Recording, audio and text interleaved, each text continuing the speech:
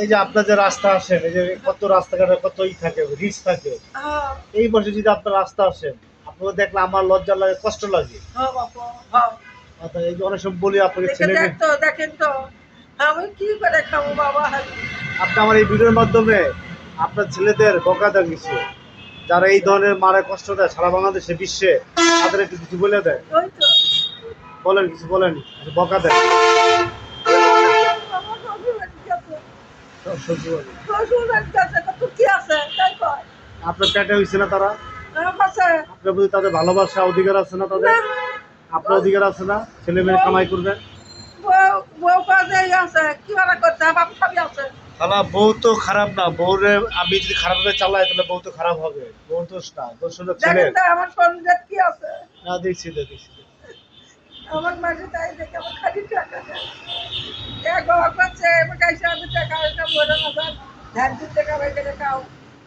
আপনার জন্য দোয়া রইলো, ভালো থাকেন আর গাড়ি করে দেখে দেন। বাবা বেঁচে বেঁচে থাকো বাবা। দোয়া করে। বাবা বেঁচে থাকো বাবা, তোমরা আমার শোন বাবা। আসসালামু আলাইকুম। বাবা দেখে দেন খালা।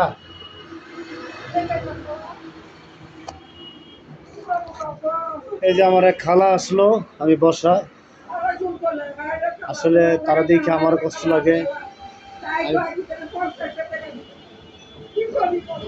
কষ্ট লাগে। আসলে এই ধরনের ছেলে মেয়েদের মরে যাওয়াই ভালো, যে বাপ মারা রাস্তা রাস্তা এখন এই বয়সে 60, 65, 70 বছর বয়সে রাস্তা হাঁটে টাকার জন্য, বাঁচার জন্য। তো এই ধরনের ছেলেরা না থাকেই ভালো দুনিয়ায়। বাংলাদেশ সব বিশ্বে যত ছেলেরা আছে এরকম বাবা মারা কষ্ট দেয়, তাতে মরে যায় ভালো। আমার বিশ্বাস তার বাচ্চাও মরে আছে। এই ধরনের ছেলেদের প্রতি ঘৃণা ধিক্কার জানাই সারা বাংলাদেশ সব বিশ্ব। আপনাদের বাপ মারে বা যারাই যার বাপ মারে কষ্ট দেন, এই ধরনের কষ্ট ভিক্ষা করে মানুষের হাত পাতে, তাদের মরে যায় ভালো। তাদের জীবন আর কুকুরের জীবন সেম কথা। আসসালামু আলাইকুম। পৃথিবীর যত মা আছে এই ধরনের কষ্ট, তাদের প্রতি সম্মান ভালোবাসা জানাই। আসসালামু আলাইকুম।